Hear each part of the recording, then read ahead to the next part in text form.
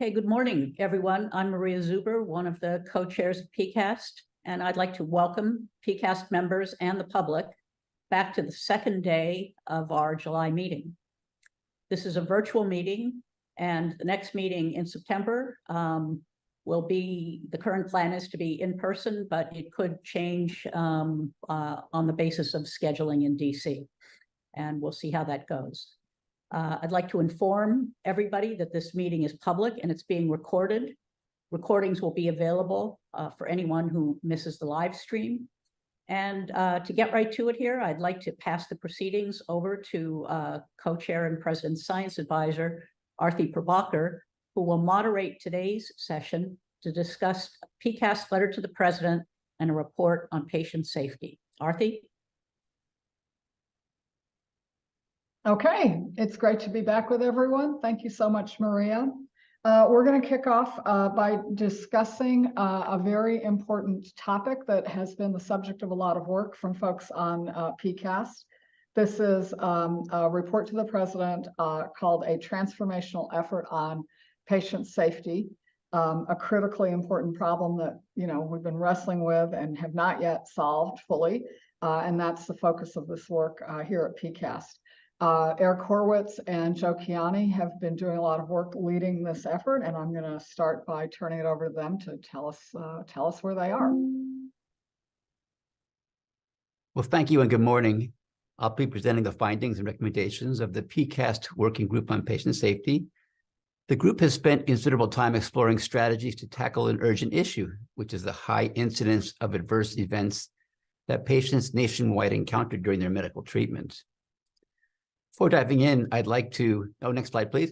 Before diving in, I'd like to note that PCAST is an independent advisory committee that provides advice to the President on matters involving science and technology. We form working groups to address particular challenges and opportunities and do information gathering from a wide array of stakeholders. We draft reports like the one we've done for patient safety.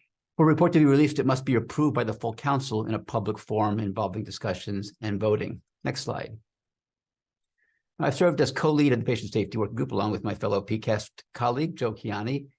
We benefited from the insights and guidance of our fellow PCAST members, Lisa Cooper and Sue Desmond-Hellman, and from our external members who bring a wealth of expertise to the table. The cross-disciplinary team comprises long-term patient safety advocates and clinicians specialized in outcomes research, including Don Berwick, Chris Hart, Harlan Krumholz, Julie Morath, Peter Pronovost, and Sue Sheridan. And we also benefited early on by the insights and guidance from Francis Collins and Rachel Florence. In total, the expert perspectives have shaped the findings and recommendations we'll be discussing today. Next slide. Clinicians across America are deeply dedicated professionals who strive to provide the best care for their patients.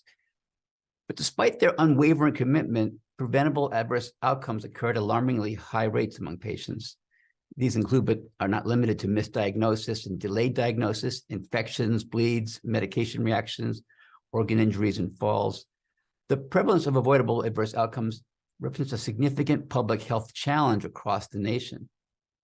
Now, in a groundbreaking National Academies report, To Err is Human, published in 1999, significant attention was drawn to the issue of patient safety. The report estimated that avoidable errors in healthcare delivery were causing a staggering 44,000 to 98,000 deaths annually. And in the years following that report, numerous initiatives have been implemented by hospitals, healthcare organizations, and federal agencies, including the Centers for Medicare and Medicaid Services, CMS, the Agency for Healthcare Research and Quality, AHRQ, and the CDC. Now, CMS established two patient safety incentive programs. The first, launched in 2005, it stipulated that Medicare would not cover the increased costs associated with certain preventable hospital-acquired conditions, providing an incentive for hospitals to implement evidence-based prevention guidelines. The second program penalizes hospitals that rank in the bottom quartile on safety measures computed from administrative claims. Now, under this program, CMS reduces the hospital's annual Medicare inpatient fee-for-service payments by 1%. Despite these well-intentioned efforts, numerous studies have suggested that these programs have fallen short of their intended objectives. Next slide.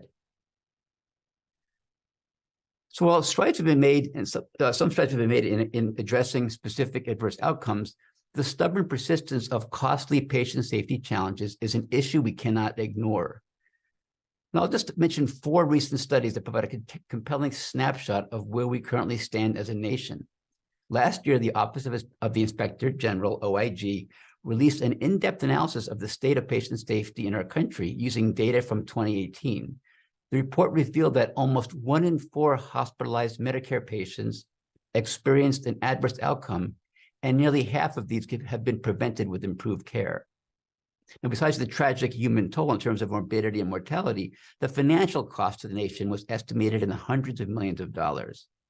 The OIG report specifically criticized CMS's 2 payment incentive programs as not applying to the vast majority of harm events that patients experience. Now, further echoing these sentiments, a study published in the New England Journal last January confirmed the OIG finding that nearly 1 in 4 patients experienced adverse outcomes. The study, conducted by a team at Harvard Medical School, used clinician-curated data from multiple hospitals, and they found that over 20% of hospital-acquired adverse events were preventable. Moreover, it reported that nearly 10% of these adverse events were severe or catastrophic. Next slide. The authors of the Harvard study provided a summary that aptly captures the fundamental aspects of our recommendations for progress. They emphasize that despite stunning advances in medical science, we still have important gaps in patient safety, and they note as a problem that U.S. hospitals rely solely on voluntary reporting of adverse events, which results in substantial undercounting. They also describe the considerable variability they saw among hospitals in adverse event rates, with some sites showing adverse outcomes in over 40% of patient visits. Lastly, they propose a strategic direction to improve patient safety measures, including the utilization of electronic health records to identify adverse events through computerized triggers and the leveraging of AI. Next slide. Now, recent research has revealed that the challenge posed by adverse medical events is even more extensive than what is typically revealed through conventional considerations of hospital-acquired conditions. Specifically, misdiagnosis and delayed diagnosis are significant and often overlooked. In December of last year, ARC unveiled a study that showed an alarming number of misdiagnoses occurring in U.S. emergency departments every year, leading to over 2.5 million adverse events annually. And this month, a study published by researchers at Johns Hopkins further underscored the seriousness of misdiagnosis, estimating that over 500,000 Americans suffer permanent disability or die each year due to misdiagnosis. Now, interestingly, we'll come back to this in a second on the recommendations, their research found that just 5 diseases account for 40% of these severe outcomes. And the team expressed hope in making great progress by directing technical advances and refining practices to assist physicians in making more accurate diagnoses for these 5 disorders. So in response to the challenges, our PCAST working group, next slide, please, has outlined several key areas of focus that can move us forward with improving patient safety. These include implementing reliable and efficient methods for measuring adverse events, standardizing strategies to identify and mitigate preventable adverse events, highlighting crucial organizational elements such as promoting a culture of safety, encouraging participation and coordinating efforts on safety and quality. And finally, actively pursuing avenues for integrating technical advancements into clinical practices. Next slide. Now let's dive into our recommendations. We propose that the president establish a White House-led transformational effort on patient safety. The initiative should foster a comprehensive collaboration of government agencies to address critical patient safety challenges across both public and private sectors. So the ambition is to achieve long-term tangible success over a decade and to significantly, measurably, and sustainably minimize avoidable injuries to patients and healthcare workers and reduce disparities in patient safety by 2030. We recommend charging the Secretary of the Department of Health and Human Services, HHS, with the responsibility to coordinate these efforts across agencies with accountability to the president for progress, and suggest quarterly reporting by the secretary to the president to ensure sustained focus on these issues. We further recommend the establishment of a patient safety coordinator role within the White House. Now, this role would engage non-government stakeholders, thus complementing cross-agency, cross-sector efforts, much like the coordinator for the Cancer Moonshot program. This coordinator would collaborate closely with the secretary and would remain the primary figure for patient safety to enhance systems. Sorry, the secretary would remain the primary figure for patient safety to enhance systems within HHS. Lastly, recommend that the president instruct the HHS secretary to establish a dedicated, independent, multi-party stakeholder healthcare safety committee. The National Patient Safety Team would study avoidable patient safety challenges and issue non-binding, learning-focused safety recommendations. The concept of the MPST is modeled after the Commercial Aviation Safety Team, CAST. It would include multidisciplinary clinical expertise, informatics and AI experts, data scientists, safety scientists, human factors experts, and importantly, insights from patients and their families. Next slide. Our second overarching recommendation centers around ensuring that patients receive evidence-based solutions for preventing harm. We propose the following sub-recommendations. Identify and address high-priority harms and promote patient safety through incentivizing the adoption of evidence-based solutions and require annual public reporting. Current programs, as multiple studies have shown, only tackle a small fraction, 2 to 5% of avoidable harms. Yet significant strides have been made in formulating evidence-based solutions over the last 2 decades.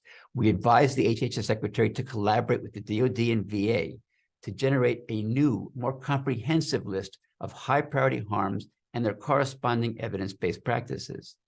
The HHS Secretary should direct CMS to develop, implement, and continually assess strategies to incentivize hospitals to use evidence-based patient safety solutions, particularly those aimed at high-priority harms. Now, in revising the incentive program around patient safety, we suggest CMS should only pay for the additional cost of certain hospital-acquired conditions if the related evidence-based practices are employed. And we note today, for the smaller number of practices, CMS does not pay for the additional cost of the named hospital-acquired conditions. We also recommend mandating annual public reporting of high-priority harms by healthcare organizations. We also further recommend creating a learning ecosystem to ensure the successful implementation of evidence-based practices and achievement of reduced harms. By a shared accountability, we mean that HHS and health systems should work together to realize safety goals, including collaborating on reviewing rates of top harms and effectiveness of mitigations. To increase board and executive accountability for safety and quality oversight, CMS should add metrics and perform surveys that relate to healthcare organizations' executive leadership and board accountability for patient safety, and to employ tools like ARC's survey on patient safety. CMS should promote the implementation of the Communication and Optimal Resolution Program called CANDOR, or Communication Resolution Program, to achieve resolutions in cases of patient harm. We further call for improvements in interoperability of healthcare data and guaranteeing access to data within the constraints of HIPAA that would enable better understanding and tracking of harms and understanding the value of evidence-based solutions. And we seek efforts on safety for healthcare workers through supporting a culture of clinician safety in healthcare systems. We can't really have patient safety without healthcare or clinician safety. And we hope that HHS, VA, and DoD will work to identify and address clinician workplace injuries. As we document in the report, clinicians grapple with the risk of physical harm, such as exposure to infectious disease, musculoskeletal injuries, and exposure to violence, and psychological harms, including mental health challenges, exhaustion, sleep deprivation, and burnout. On culture, the National Patient Safety Team we mentioned earlier should encourage implementation of mechanisms that foster openness, feedback, psychological safety, reporting, and when necessary, whistleblowing protections.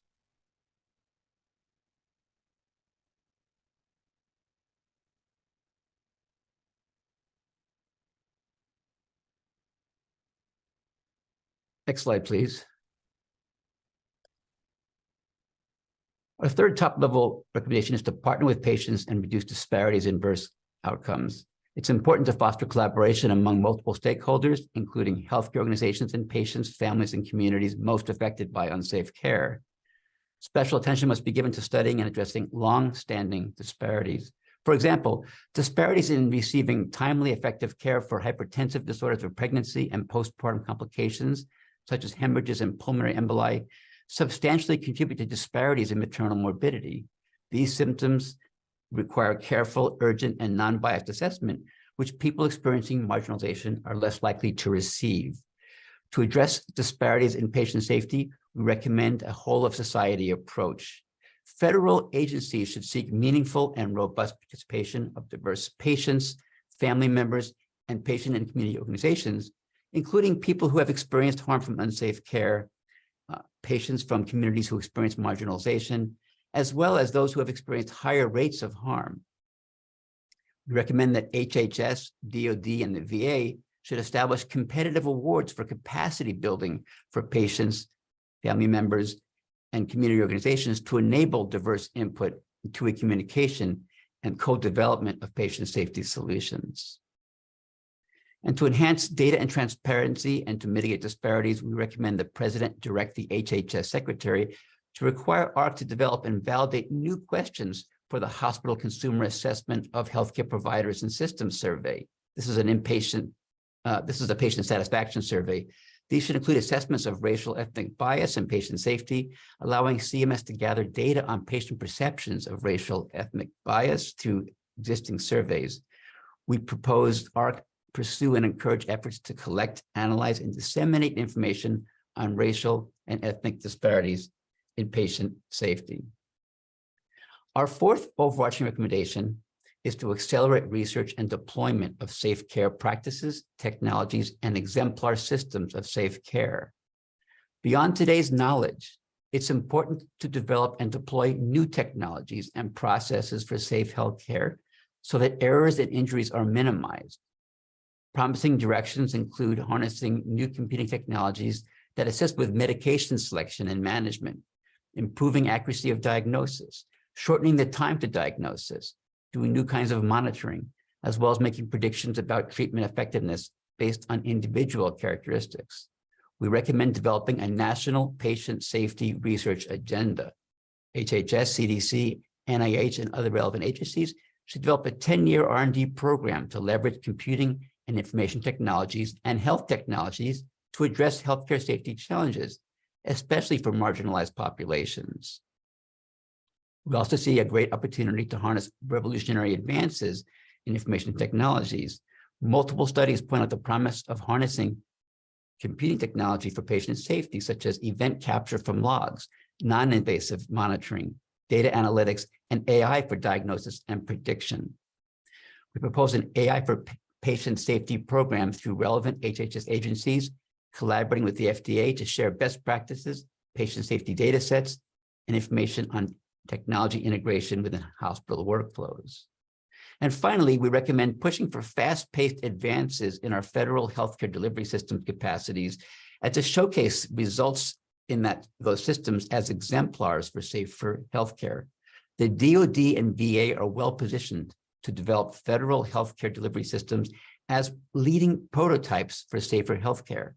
The Secretaries of Defense, HHS, and VA should demonstrate their commitment to patient safety by facilitating implementation of PCAST's recommendation to prioritize dramatic patient safety improvements and workforce safety improvements in their respective healthcare delivery systems, with measurements of systematic progress and results, regular reports to the President, and so on.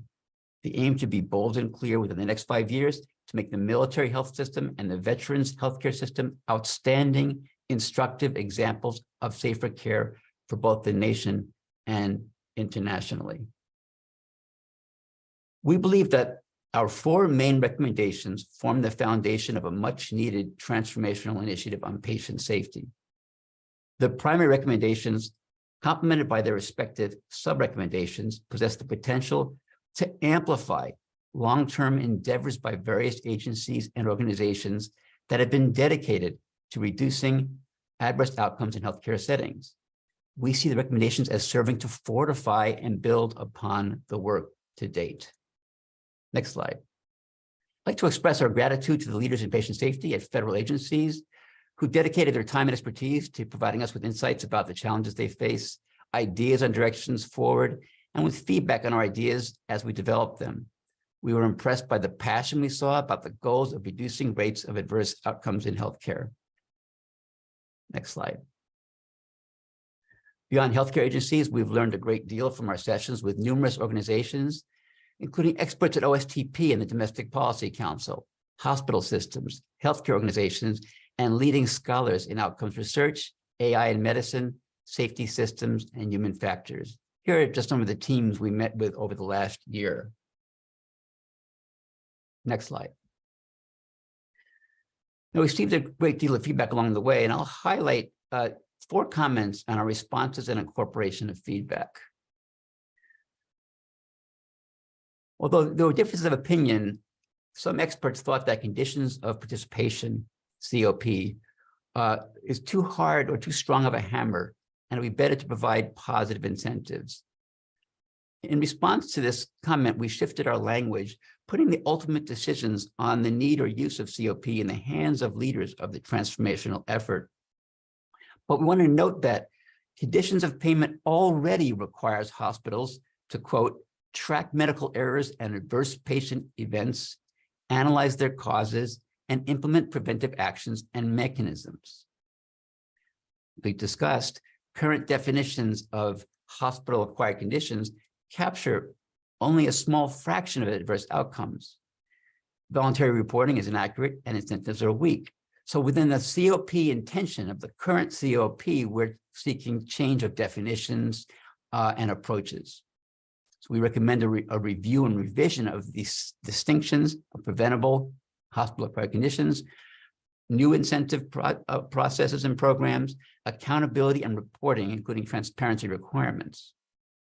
Another comment we got was, what about budgeting for these changes?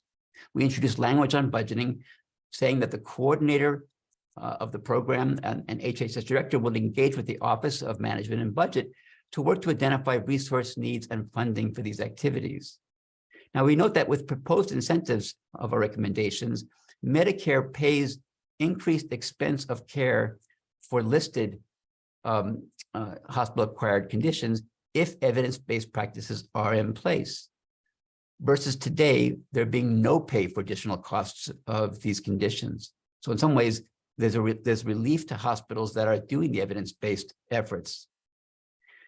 Given the high monetary cost in the hundreds of millions of dollars, potentially moving into billions of dollars to the nation, we see these evidence-based practices and recommendations leading to overall large Medicare cost reductions. Of course, how those budgets work and how budgets come back to assist with these programs, it will be a challenge. Next slide. Another comment was there's concerns about potential burden of these recommendations on small, including safety net hospitals in poor financial circumstances. We introduced language that leads need to coordinate on special needs of specific types of hospitals, saying that in several places, HHS should provide additional support to hospitals that lack adequate resources, such as safety net hospitals and those serving disproportionately affected populations. Again, there's some benefit with removing the CMS penalty of not paying for the costs of hospital-acquired conditions if evidence-based practices are in place. And one of our reactions to this comment was, given data on disparities in the quality of care, it's critically important to bring proven evidence-based practices to underserved areas. Finally, there was concerns that quarterly reporting, which we initially asked for, would be too difficult to implement and would lead the report to not being taken seriously.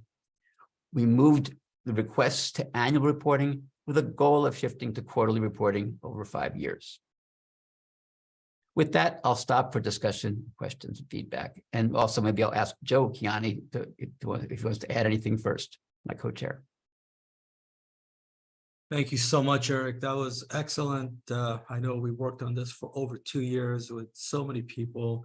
We appreciate co-chairs and the PCAST to vote to do this important work. Our compass has been patients and their families, and the many nurses and doctors that get very badly affected when medical errors do occur. So we're excited about this, and I'm happy with Eric to answer any questions you have. Great, thank you both. Thanks, Eric, for going through that, and Joe, the work that you all have done along with the team. Much appreciated. So let me start by turning to Bill Daly for the first question. Well, first, let me thank you and congratulate you on a really great study addressing a critical problem and a great need for the nation. My question has to do with transparency. You mentioned transparency briefly in regards to recommendation 3 on reducing disparities, but it strikes me that transparency could play a much larger role in getting people to adopt the evidence-based practices and reduce medical errors. Our automobiles are much safer today, in part because the Insurance Institute tests cars and they publish safety ratings, and everybody is very eager to buy a car with a 5-star safety rating, so the manufacturers work very hard to make the cars safe and achieve those ratings. There seems to be a complete lack of transparency in the medical establishment. There's no place I can go and look and see, which hospital has a 5-star patient safety rating and has larger or smaller incidents of medical errors. And it would strike me that if that information were widely available to the public, then hospitals themselves would be very highly motivated to try to get those safety ratings up and adopt these practices. Can you comment on the role of transparency in patient safety? Absolutely, Bill. We actually, it's a big part of our recommendations. Today, a fraction of hospitals report their harm to CMS, and it's opaque to the public. So we are asking hospitals on their website to report their preventable harm, first on an annual basis and eventually on a quarterly basis. And you're right, we think that in itself will make every hospital want to be a 5-star hospital, let alone give warning to patients and families before they go to a hospital that has poor rating. And yesterday we talked in our PCAST meeting about just this effort to make public the pollutants coming from different industries, and how that going public had a huge effect back on the boards of directors and up and down the chain of industries that were about their exhausts. And in the same way, we believe that transparency will be critical and transformative. There's been pushback on what that would take. We're hoping that electronic tools will ease the burden, definitions and standards for how reporting happens, and sharing among the agencies for how to do that well, best practices. Do you see any downsides to that transparency? No, we don't. We've studied it with experts. They think just like for public companies, where public companies quarterly report their numbers, regardless of what they make, and it helps investors decide what companies they want to invest in and not. We think this will have a similar effect, and really don't see any downside. In fact, I know there was some pushback about the difficulty of doing this. Many of us serve on boards of hospitals, and we know that hospitals already do this internally. They review every adverse event, and on a much more regular basis than even quarterly. Yeah, and Francis, just a comment, Yeah, and then I'd like to turn to Terry. So wrap up, Eric. really briefly, Next we're throwing a stone into a very complicated socio-technical system, and almost any recommendation we make will certainly have to be monitored to understand its implications. But this is our best effort set of recommendations. Okay, great. Terry, please dive in. Yeah, this is a fantastic report. It's going to save lives, literally. So my question is following on Francis. Is there any risk that hospitals or healthcare practitioners might have perverse incentives to maybe reclassify high-risk harms as some other kind of harm that is less visible in these reportings? I mean, I doubt that they will deliberately try to do this, but once the incentives are there, there may be unexpected consequences. Have you thought about these issues? One thing we call out in our report Absolutely. is, thanks, Terry. One thing we call out in our report is that the leads and coordinator and all involved have to stay on it. It can't just be, we have this one program in place with this simple list and we just let it go, but continue to monitor and react and adjust in a control theoretic way. So we understand various kinds of gaming that might occur, even inadvertently, or per various pressures that might show up across the system. So I think, yes, we have to sort of watch out for these kinds of things. Yeah, just one quick to add on that question, because I think it's so important for the last two questions that were asked. The culture and the tone from the top, the hospital CEO, it's impossible to overstate how important that is. So people will report, people will feel proud of reporting and working on getting better if that's the expectation. Not hide the ball, just push it to the side. So culture and leadership matters tremendously on these things. Yeah, and I think the one thing I'd like to add is just like, again, the example for public companies reporting their numbers, we all have to worry about if we don't, there could be a whistleblower that will expose us. So I think that same idea is everywhere. And so therefore we hope people will not be dishonest about it. And as Sue said, those who really are enlightened understand the sooner they report problems, the sooner they can come to a solution to avoid them in the future. So it's very seldom that these errors occur because of a human acting badly. It's really systems that need to be improved for errors to not occur. Can we turn to Kathy?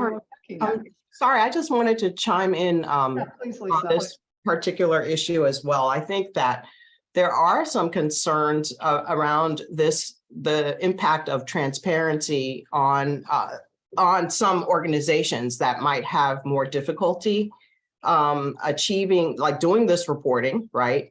And so I do think that one of the real concerns that still exists is the use of disincentives for people who aren't able to do this reporting. And so I just want to say that I am one of the people that sort of is more on the side of using incentives rather than disincentives, because I do think that there's a potential for organizations such as safety net hospitals to be disadvantaged by, policies that use disincentives.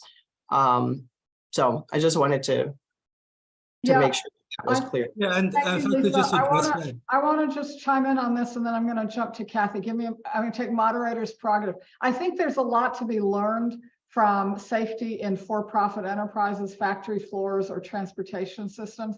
And I think it's important to recognize that if a for-profit company goes out of business because it's been outcompeted by someone else that builds safer automobiles, that's actually different than our safety net hospitals that we rely on to serve so many parts of the country. And so I think it's been a very healthy and an important debate about which of those levers. I'm going to go to Kathy. Thanks, Arthi.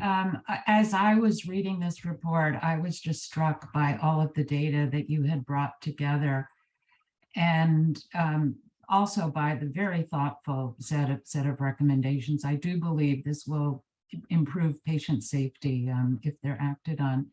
My question, though, is about accountability. Again, those statistics essentially mean that almost everybody in the country either has been personally affected, or someone in their family has been affected, or they know somebody, in their church or somebody that they work with who's been affected. And I do believe that the transparency recommendations that are kind of threaded through our recommendations are very important and will get us there. But I wondered if you could reflect on that question of accountability. One of the things, Kathy, we've done is, instead of looking for a result, is looking for action, action that we've seen over the decades have worked. These are the evidence-based solutions that have proven to reduce things like CLABSI or medication error. So the accountability that we've recommended is that if these evidence-based solutions are not implemented and somebody gets harmed, then unlike today, where hospitals still get paid for the primary care they gave, but not for the care they give to deal with the harm, we recommend that even the primary care payments not be made. So hopefully there's a disincentive to not put these evidence-based solutions in place. But if they do put them in place and they're trying everything, then to err is human, right? So you don't want to push people. So you want to incentivize them that, look, you've done your best, and not only will pay for the primary, but even the secondary harm. And there's just one note I wanted to say. We check with safety net hospitals. And unlike the large hospitals, most hospitals who are paid through the DRG system, the safety net hospitals are paid cost plus. So they are paid for whatever cost they incur to be open. And as a CEO of one of these safety net hospitals, I think Rex McKinney stated, we have no business of being open if we don't ensure safety of our patients. I mean, this goes back over 2,500 years ago to the Hippocratic Oath, first do no harm. So anyway, thank you. Okay, let's go to John Levin next. Great, congratulations on this this great report. Wanted to follow up on the earlier question and ask you about measurement. So Bill Daly raised the interesting case of automobiles. In the case of automobiles, you can test safety of automobiles in a controlled, repeatable setting. And that's much harder in healthcare because we don't fully understand the human body and how it works, and every patient is different. And sometimes it can be hard to understand in the case of an individual health episode that goes wrong. Was that a mistake in the care, or was it just things went wrong for reasons we can't fully understand? It's just bad luck and so forth. And I wonder if you might comment, I know you thought a lot about this. I wonder if you might comment on the kind of the state of measurement and classification of errors, how that's evolving, how that might evolve in the future. Yeah, I'll just make a comment that, John, even if we don't know the nuances behind why a patient suffered a hospital-acquired condition per the labeling and tagging of what that means. But the way the incentives work is, no matter how that happens, if there is in place evidence-based practices, that's not a penalty. That's actually reimbursed and it's considered okay because there is lots of uncertainty and dark matter in the system. So at the end of the chain of the poor understandings, you do have specific well-defined distinctions about disorders that show up called hospital-acquired conditions that can be seen at that moment. And the idea is to pair those with actual evidence-based practices which have been designed to address them and minimize the chance of getting into those states. Eric, a great point. But one thing that you might think is, I'm just going back to Bill Daly's really interesting suggestion about sort of scoring and comparing hospitals. And then one thing you might think, if, for example, if you were looking at hospital-acquired infections, is that's going to depend on conditions within the hospital, but it will also depend on who are the patients who are coming in. Is it a frail population? Is it a group of people who are prone to infection? Is it an elderly population? Is it a vulnerable at-risk population? And so those cross-hospital comparisons may be confounded by differences in the population based, the crowding of the hospital and so forth, in addition to the thoughtfulness of the care and the systems and all of that. And, you know, that might be an area that is ripe, potentially using technology or something for advances in measurement. Absolutely. And as you're talking, John, I'm thinking we should have had a section in our report on this, but let's just stop the report where it is at this point. But there is work on normalization across hospitals, for example, reporting on readmission rates. And those techniques should be applied to interpreting how hospitals are doing when they do reporting. And if I could add, John, you're right that most people at the end, and if you look at the coroner's report, died of either heart failure or pneumonia. Even though it could have been CLABSI, it could have been medication error or some other reason they really did suffer. So we will have to, in many ways, rely on the integrity of each hospital's professionals to really look at what was the beginning, what was the genesis, and they do that. But also these new EHR systems that are around that have been painful to implement. There are ways now that you could use AI to scan through it and look for what may have gone wrong. And I think that could be automated in the future. Let's go to Maria Zuber next. Okay, so first I'd like to thank the working group for the incredibly hard work on this incredibly important topic. And I guess my question draws a little bit from Lisa Cooper and Joe Chiani's remarks. So in the healthcare system, I think everybody means well. Everybody wants to take the best possible care of patients, and there are impediments in the system that are preventing that from taking place. And I'm particularly interested in these safety net hospitals. And you mentioned the case that HHS or whoever should provide additional help to these hospitals so that they can execute these recommendations. And so I could imagine that help would be in the form of resources for staffing, and maybe it would be training. But what, is there something else in particular of help that could be provided? And then what happens if, for whatever reason, this help can't be provided because of just budget realities or whatever? So if you could just talk about that. Thank you. Maria, every one of these evidence-based practices, when they've been put in place, has resulted in cost savings within a year. So the expenditure upfront, and some of them do require some expenditures upfront to get rolling, are more than paid for. And that makes sense. If you think about even examples in industry, Toyota, where they talked about quality, they focused on quality to reduce their costs. Now, it ended up giving their customers better products and better services, but quality and safety will help improve the bottom line of hospitals, as well as the payers like Medicare.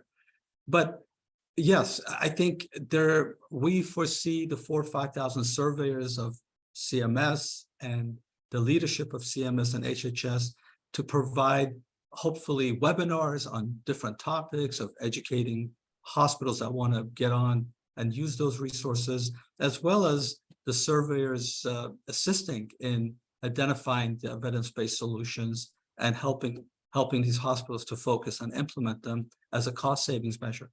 And for concerns, Maria, I think we indicate that it might be prudent to have carve-outs per understandings as these recommendations are rolled out, if they are rolled out successfully, for special case situations, financially strapped hospitals that are barely hanging in there by the skin of their teeth and so on. I think this is the kind of the prerogative we're saying should be sit with the leads of the program. Yeah, and really, Maria, I think your question is so essential, because to Lisa's point, the concern, and we've debated this a lot in this team, the undesirable outcome is the consequence of this could be a hospital can go out of business.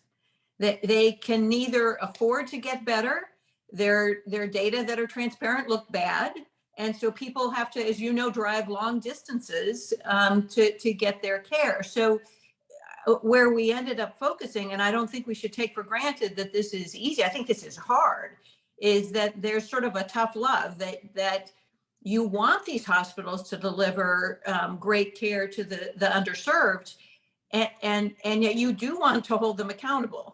And that is a very challenging thing to do. And the consequence, if you don't get it right, is they shut down. Yeah, great. This has been really helpful discussion. Thank you all. I also wanted to just say that I think it's really important for us to make sure that there is language in there related to this point, because I think that we may not have addressed it adequately. But I think it's in the recommendations, the top level recommendations are there, but I think in further text in the report, these issues related to adequate resourcing and support for particular hospitals, and acknowledging the fact that these evidence-based practices do come with costs that some institutions may not have the resources to deliver upfront, even if it's going to result in cost savings on the back end. If they don't have the resources to implement, they're going to need that upfront. I think we need to make sure we have that language in there, and the concerns around the disproportionate negative impact on certain institutions. So I think all of these points are really important, and I'm glad they've been raised again. I'd like And they've to been just- addressed, but I have to say, one of the things as lay people, they think when they see an H, it's the same level of care they would get at any place that's got that H hospital label. And, I like I said at the very beginning of this, we have to keep the patients and families and the caring nurses and doctors in our mind as we do this, because this will not be easy. And people may have different points of views. And I did state at the beginning that safety net hospitals are paid cost plus. So it isn't that they can't do this because of cost, but wouldn't you drive 20 miles farther, 50 miles farther to go to a hospital that doesn't cause you to get MRSA or die of medication error? So I think these are not easy, as Sue said, and I think we've addressed it. We've spent considerable time thinking about this, because the last thing anybody wants is to avoid good care for patients. Yeah, I think we're all in agreement on that. And I would just note that we're talking about patient safety, but this conversation is also revealing some of the underlying problems in our healthcare system that's under a lot of stress. Bill Daly. Yeah, so I wanted to follow up on the issues of transparency, and I think some of the comments John Levin made about measurement, which were very astute. In the current report, I think the reporting is all self-reporting by the hospitals. They report the statistics, put them on their website, and there's two concerns with that. The first is uniformity. There could be big differences in how people judge and choose to classify different things. And the other is that there's a little bit of an incentive to kind of curve the data a little bit to make it look better than it actually may be. So I'm wondering, what is there a need here for an independent third party that actually acts to rate and report on data to ensure uniformity and consistency in reporting? Bill, we believe HHS, as they develop the way we've addressed it, these preventable harms that need to be addressed with evidence-based solutions. So the list of these high priority harms and how they should be reported will be given to hospitals, so they all know with some uniformity. And this is going to take time. Look, after the 20s stock market crash, all these new rules that were created to avoid, we're still adopting new ideas how to make it better. So this is really hopefully, maybe it's not the first step, maybe the second step in improving patient safety. Let me turn to Frances Arnold. Thank you. One thing that struck me deeply in the early discussions we had when Francis Collins was involved, and you've mentioned it briefly, is the importance of culture. Without the right culture at the hospital, you can have all of the things that we've talked about, but the changes really don't get made. How do we address that key issue? Well, one good thing that CMS has done as for the condition of participation, they're asking boards, chairmen, CEOs to understand the quality issues of their hospitals. And we've recommended that in our report as well. It does, like Sue said, start with the top, with the board, the CEO, and the culture. So we are hoping that both with the carrot and the stick, the boardroom and the executives will empower nurses and doctors to implement these evidence-based solutions and have the right culture. And Francis, it's a really good question. We were just so excited to have Chris Hart from the air transport community, former director of the NTSB, on a working group, and just hearing about the big shifts and the changes in air transport, commercial air transport, that led to a world where it's considered a good thing to report one's own errors for the sake of the larger community and the discipline and field. I think these are challenging. You bring up some challenging issues. We've done our best to thread through our recommendations, notions of accountability, board involvement, cooperation on culture between hospitals that are doing well and those that aren't, through coordinative convenings and so on. I think it's going to be an interesting is an interesting, it's just an interesting question as to how we could affect change there. Yeah, let me just add quickly to what Eric said, Francis, that a couple of things that I observed in the academic hospital I was associated with is engage the house staff. You know, nothing like a trainee asking you, did you do this? You know, hand washing. So engaging the house staff is a really important thing. Engage the patients and their families. Do they ask questions? Do they understand what's going on? Engaging patients is in the report. And I think very importantly, the patient community and their families are essential. And then engaging everybody who works in the hospital. The staff that does the cleaning, the people who prepare the operating room. It's not just doctors and nurses, it's everyone who's involved in patient care. So those kind of cultural things set a culture of patient-centric patient safety, hard to sustain, but really essential. So it's sort of top and bottom and side and everybody involved. It's all hands on deck. This is hard to do every single day. Thank you for that perspective, Sue, from the trenches. That was great. Dan Arvizu next, please.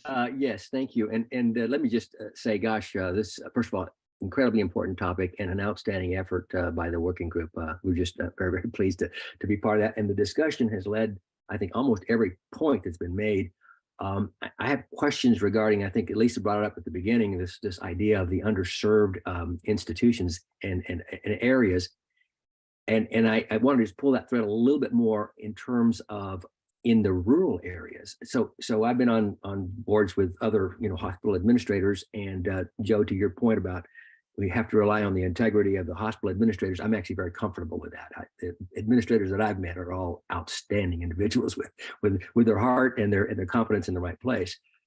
The challenge, of course, is in the more rural areas of, underserved areas like, southern New Mexico, I might add, where, I grew up and you just didn't go to the local hospital. You had to drive to El Paso, you got to go to Albuquerque or someplace else to go get the kind of care that you need.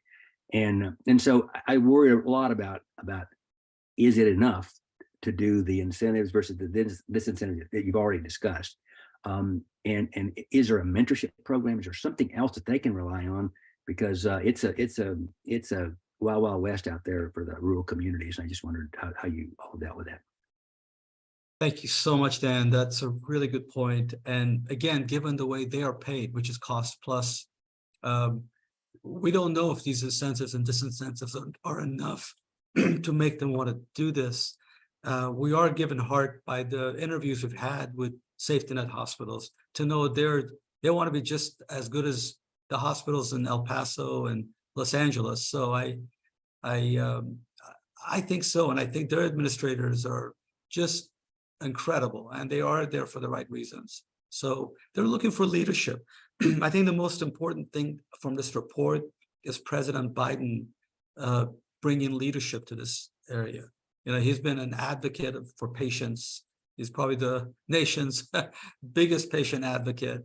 And I think if he gives a speech, hopefully, that Don Berwick wrote, but something like it. And then he signs some executive orders and asks HHS to make patient safety a priority.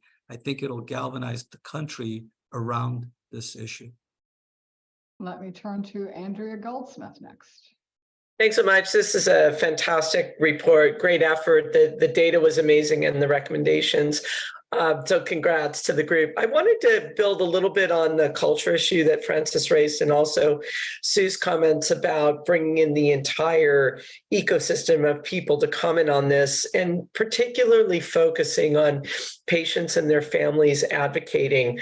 I think this is something that, at least in my own personal experience, advocating for myself or family members in healthcare makes a huge difference. And when we look at underserved communities or less educated communities, there's a huge amount, I think, of intimidation, of cultural hesitation for them to question the doctors, question the nurses, question the care that they're getting. So I'm wondering how that's a huge challenge to address, and certainly advocates for patients and their families might help, but maybe you could provide a little bit more insight into how you see that playing out and improving based on your recommendations.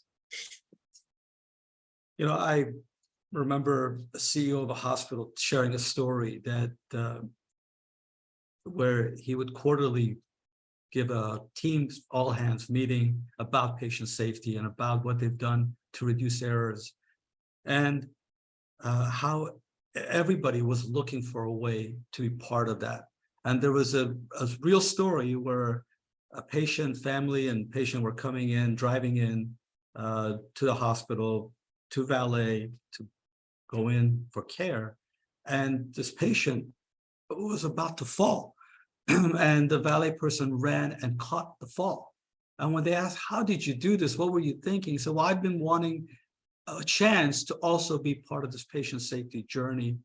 So yeah, whether it's the people coming in to clean the OR in between cases, or the people parking cars, or the doctors and nurses, this has to be a cultural movement.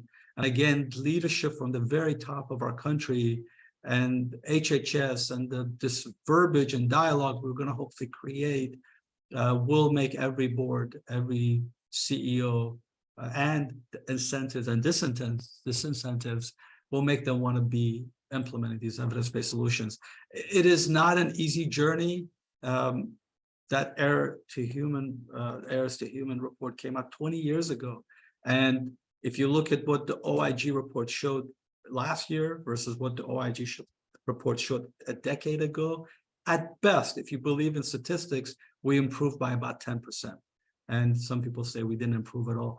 We need to do whatever we can. And after meeting with every expert, multiple stakeholders, our own group, this is the best we think we can do to hopefully make a big effort.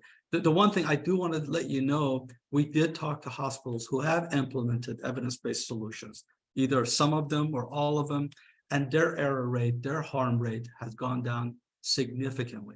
So that is something that that's why we think it's so important to have people implement these and have transparency around it. I just wanted to comment a little bit more on Andrea's point, because I do think it's an important point. And I think that, with all the recommendations that were made, as much as I advocated for a deeper dive on the equity issues, we didn't get there. So I think one of the things we can do is to just have a more upfront acknowledgement of the fact that there are lots of complex issues that relate to equity and inequities that need to be addressed further. And that, this is like basically the beginning of the process, but that we recognize that there are going to be issues that are going to come up that are going to disproportionately affect certain institutions and certain hospitals and certain groups of people, and that's going to require further attention, because we really didn't deal with a lot of these issues at the level of detail that they would deserve if we really were going to try to address them. Thanks, Lisa. You did address it. Go ahead, Eric. Thank you. Let's make the comment that you've been a member of this group, Lisa. You've been on the ride with us. We know that we've fallen short on going even broader on the scope to bring in very important issues on disparity, but we have surveyed literature. We cite the references and call out. This is a very critically important dimension to all this. We can imagine adding even more language that calls out the limitations per the scoping and what we did, per specifics that we might address, specific recommendations that go beyond the ones we have already on disparity, that go deeper. And so you've been a light on the committee on this space, and you've kept us, reminding us that this is a critical issue. We've really appreciated your feedback and input along the way. And I think it's great that your passion is and your knowledge has been very much invited on the study. Again, it's a matter of scoping, and we can talk offline about even more text to be added that you might feel we need to disclaim the fact that we've potentially could do more in that space. Well, if I may add, if every hospital implements the evidence-based solutions, it's going to impact positively every race, every gender. And, we hope one day everyone's hearts will be clean and open to everybody. But all we can do is push for the process change and the transparency. In fact, we've called out transparency by race and ethnicity so that we can hopefully capture real data if there continues to be inequities with marginalized people. Let me turn to Steve Pacala and then we'll wrap up here. Yeah, I'd like to return one last time to the issues that John Levin and Terrence and others have raised. And that's the issue of independent auditing of the information. All right. And so the reason the financial reporting works is that independent auditors allow market discipline to be brought to bear in a way that's meaningful and affects behavior. And, I'm amazed at how you people have, steered a path that really could change the culture here. And I understand that the enforcement side of auditing is something that would be too early perhaps here to introduce. But auditing also enforces learning. It allows us to learn what works.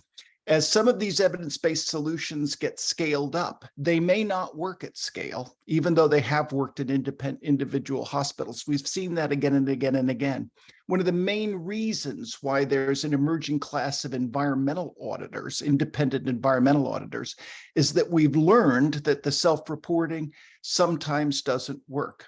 So I'm curious, did the committee work through this issue? Did you try to find a way in which, you could anonymize audits, and so to learn how well this is working and whether or not there are problems in implementation, particularly that come from the self-reporting?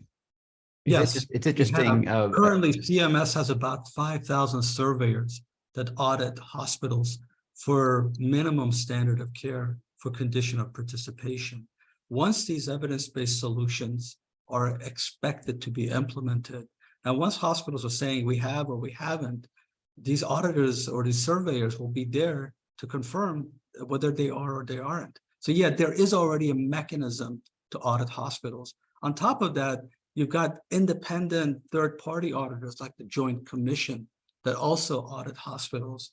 So we believe both of them will be there to help ensure some level of honesty, but we also again go back to the nurses and doctors that are there, the administrators that are there. They really are there. We've gone into healthcare because they want to help people. So I think we have a better lot than in the normal world. But yeah, that is there, Steve. If I can just wrap up with Steve. But in summary, there is an auditing set of auditing layers that already exist. We didn't call out anything special or new, but as Joe said, even the Office of the Inspector General, if you look up what they've done, they've audited hospitals for overbilling over the years for the CMS and so on. So there's a number of these kinds of gap-like audits going on. Well, I think this was a terrific discussion, a wide-ranging set of topics. I really want to thank Eric and Joe, but also Sue and Lisa for the work that you all have done on this study. I know you drew on a lot of other expertise as well. Please pass our thanks to everyone who was involved. I also really want to underscore how one thing I greatly appreciated both in the report and in this discussion was the focus on culture, because you can have processes and rules and data, but at the end of the day, we all know that culture eats strategy for breakfast. And I think that's everything is in a sense is in support of getting this just embedded in the way people think and work. And I think that we can make some real progress here. So let me terminate the discussion with that. And I'd like to call for a voice vote.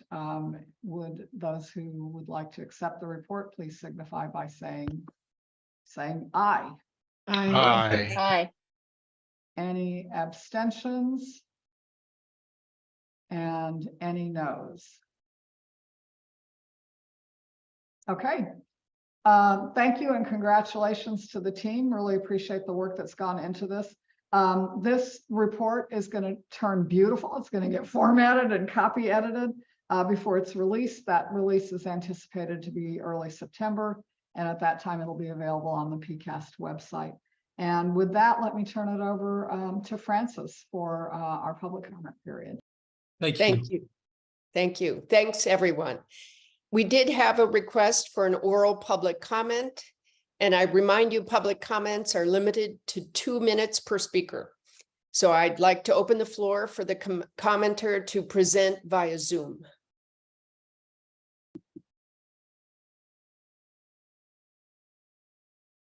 Hello, my name is Shruti, and thank you for giving me the opportunity to present my opinion on ways technology can be used to transform patient safety. The first suggestion is to fully digitize medical records through the use of certified electronic health systems, which according to the CDC, only 77% of hospitals in the United States have adopted to date.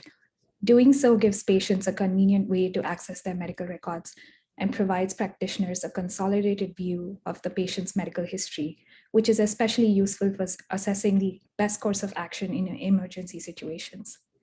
Existing technological and regulatory frameworks such as HIPAA have already been implemented to help protect and safeguard patient data. We could innovate further by linking patient data to unique biological identifiers such as fingerprints or irises. However, there is much bigger impact to be had from channeling recent advances in artificial intelligence technology to deliver a safer and higher standard of care to patients by mitigating bias and reducing human error in healthcare delivery. AI technology has been shown to achieve or sometimes even surpass human-level performance on a variety of tasks, including surgery, given sufficient and high-quality training data. But should people trust such systems with their lives? At least until further studies have been conducted into the efficacy and safety of such systems, building a synergic human-in-the-loop AI system where the technology is used to assist and augment medical providers in their practice rather than replace them seems prudent. AI technology can also be used to help audit medical organizations to ensure a high-quality bar for patient safety in accordance with stipulated laws. I would be honored to provide specific examples highlighting the applications of AI to help improve patient safety if the committee so desires. Again, thank you for the opportunity to serve the President's Council of Advisors on Science and Technology. Thank you very much for your input. So with this, I'll thank all the PCAST members for a second excellent day of discussions. And thank you to the members of public for attending and for your interest in this important topic. The recording of this event and the slide presentations will be available on the PCAST website next week. Now, PCAST voted on 3 topics during this July meeting, and all those reports will be available in the coming weeks. We continue to focus on issues that are important to the American people, where our expertise and that of our external working group members can help guide policy. So I thank all of PCAST, especially our hardworking staff, for their devotion to making the fruits of science and engineering improve lives. And I'll turn it over to Arthi or Maria for final comments. Yeah, no, let me just congratulate all of the working groups for the reports that have been accepted. It took months and months of research and of course the staff who really is the backbone of the organization and made it happen. Thank you, everybody. Nothing to add. Really appreciate all the efforts on all parts, and congrats to everyone for getting these projects to this point. Thanks so much.